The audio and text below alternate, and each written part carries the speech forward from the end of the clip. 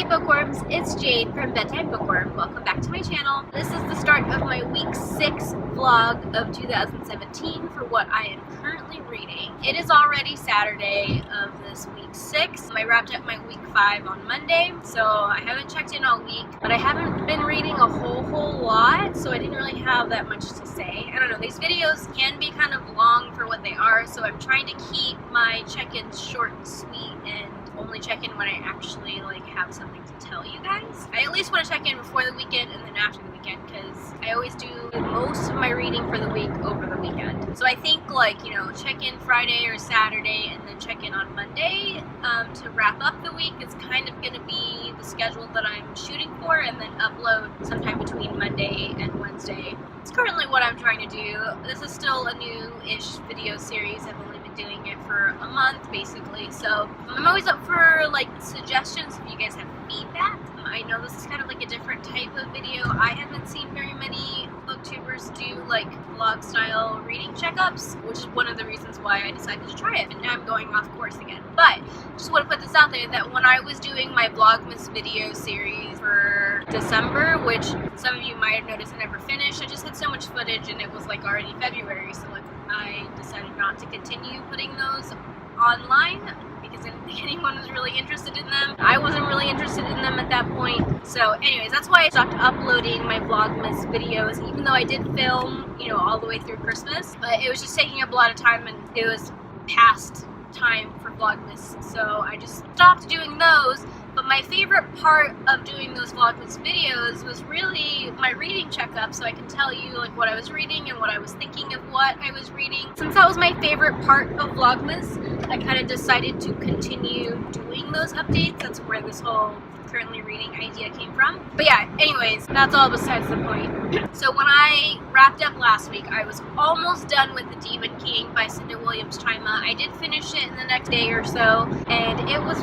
really good, guys. I think it's a 5 out of 5 stars because I just can't think of anything about it that I didn't really like. I loved all the characters. There are basically 2 main characters, a male and a female character, who is really kind of interesting because their paths only cross for a very small section of the book. So it's almost like you're following 2 completely different stories, which I kind of liked because for half the book I was like, oh, I wonder when their paths are actually going to cross, and then they did, and it didn't last very long, but I still enjoyed seeing both sides of their stories. So there's 2 main characters, and then there's a huge supporting cast of characters. This is typical high fantasy style where there's a lot of characters. And honestly, a lot of reading this book reminded me of the Wheel of Time series by Robert Jordan, which I'm currently in the middle of rereading. I'm in the 2nd book right now. So I don't know if it was just the timing or what, but there are definitely things that are more than just the timing that reminded me. So for example, there is this part of history in this world called the Breaking where some person who had magical abilities, I don't know, went crazy or something, and the world kind of fell apart. But there's also a breaking in the Wheel of Time series where men who have magical abilities, at some point the magic was tainted and it drove them crazy and they tore apart the world, and there were all these earthquakes and things like that. So that was really similar, even to the point where it has the same name, but it was so similar that I have a hard time believing that it was on purpose, because then it would almost be copying. But it's still a really huge coincidence that they have the same name and same kind of idea about this breaking event. There was also other things, there were some character names that were very similar. There's a captain of the guard whose last name is pretty similar to another captain of the guard in the Wheel of Time series. Actually, even the same. There were characters who had very similar names, which was kind of weird. Again, it was one of those things where it's almost too similar to have been done on purpose, because then that's almost she copied them, but it's also a huge coincidence. So I noticed some similarities between the series and the Wheel of Time, but I'm sure she drew inspiration from lots of places. It honestly didn't bug me too much.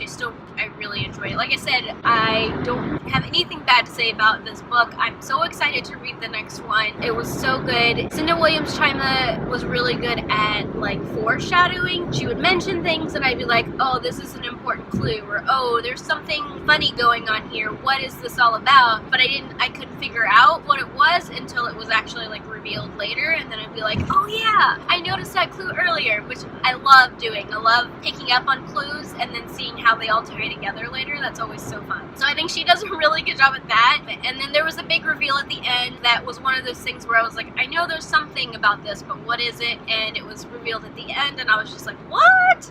That's crazy! I really need to read the next books. I've started a lot of new series recently that I need to keep going with because a lot of them were really good. So I'm definitely going to try to make that a focus of this next year, to try to not start so many new series, but to try and finish more of the ones. I like binging series, so that's what I'm going to try to do. But I need to start trying to do that soon because I'm already starting too many series again, and it's only been 1 month. That was kind of a disjointed review, but basically I really love the Demon King. Super excited to read more from Cinda, Chima, and the rest of the series. Definitely highly recommend for any fantasy fan. It has political intrigue, it has magic, it has great world building, great characters, it hits everything. Just read it. So after I finished The Demon King, I started a new book, and what I picked up was The Scorpio Races by Maggie Stiefvater. This is a book that I pulled out of my TBR jar for January. It was off to a little bit of a rough start for me. Maggie Stiefvater's writing style is a little bit like whimsical and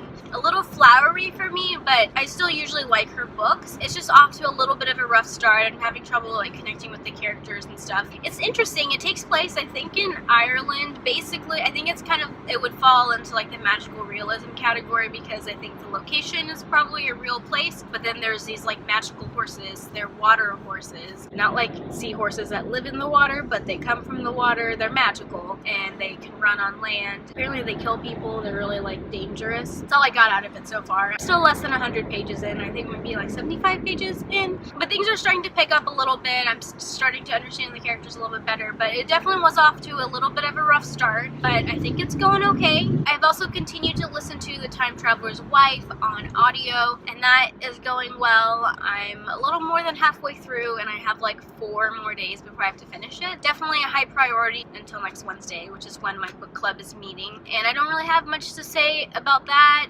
I didn't say last time. It's a romance, it's adult, so there's a lot of relationship stuff, which tends to bore me, but I'm doing okay. There's also, time travel, which I like, and I really like the world building, or the way that the time traveling stuff works. Because this is an adult book, there are references to sex. There's not any really graphic sex scenes, but they still talk about sex, and it happens and it's part of their relationship or whatever. Okay, so I am on the road, obviously. I am going to meet a friend in LA, and that's going to take me about an hour to get there. So this is a good time for me to pop on The Time Traveler's Wife audiobook while I'm driving. So that's what I'm going to be listening to for the rest of the day. And I will probably check in with you guys on Monday and let you know how my weekend reading went and how far I got on everything. So I will check in with you then. Bye, guys.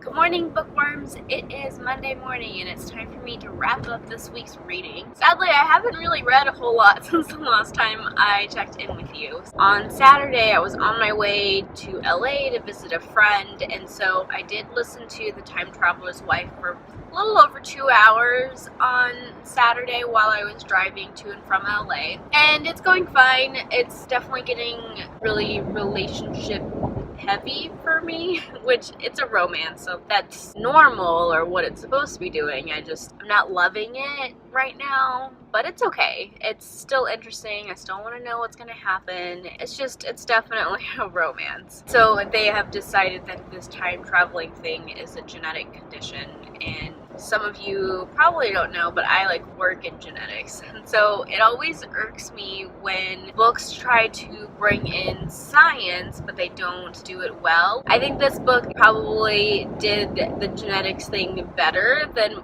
most books out there, but at the same time they still got a few things wrong, or a few things just don't quite make sense. But they did do some genetics research, so I applaud the author for that. For me, being a genetics, expert, I don't want to call myself an expert, but I know a lot about genetics, right? It kind of rubbed me the wrong way. But that's just like a personal thing, and only because I know a lot about genetics. I think other people wouldn't notice that they were a little bit off, especially because they got a lot of stuff right. So I don't think that would bother anybody else, but that does bug me when books try to bring in science, especially genetics, and they don't get it quite right. Which, when it comes to science fiction, some of it has to be made up, right? I don't know. That doesn't even make sense, but it's Monday morning. You'll have to forgive me. And then I haven't read any of the Scorpio Races since I checked in with you guys. I just wasn't really feeling it this weekend. I don't know. I'm having a hard time connecting to it, I think. So I decided to pick up something else to read. Occasionally I go on these NetGalley rampages and I just like request a bunch of books. I don't know why I do this, because I don't have time to read more books than what's already on my TBR. I don't need more books to read. And you know, ARCs come with a little bit of pressure because you have to read them by a certain time and review them. Well, you don't have to, but you should. So I don't know why I did this, but I did, and I have a handful of ARCs that I need to read throughout the rest of this year. One of the ones that I was approved for is Daughter of the Pirate King, which is coming out in like a couple weeks.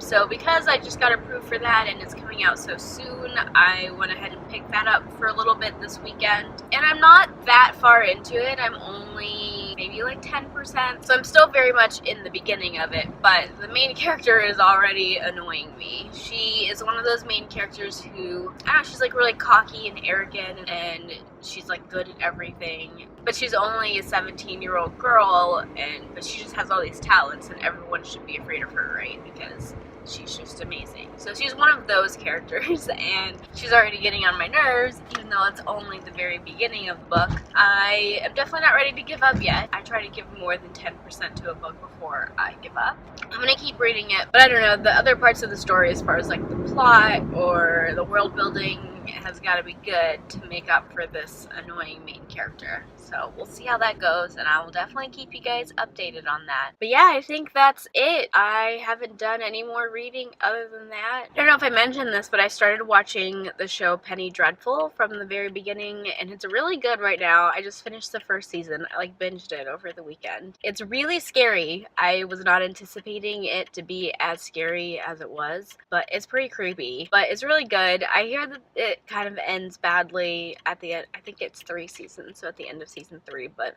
I'm hooked enough to go ahead and see how it ends badly, see what this bad ending is that people have talked about. I've luckily avoided spoilers though. Alright, well, I think that's it. That's all I have for now, so until next time, bookworms, keep reading. Bye! Hey bookworms! Excuse me. Oh, it's already 6 minutes. Ha! Maggie, Stiefvater. I've been listening. Okay. I have been reading. Pop on my time traveler. To pop on more. I can't even put into words. Why am I having trouble wrapping this up? Bye.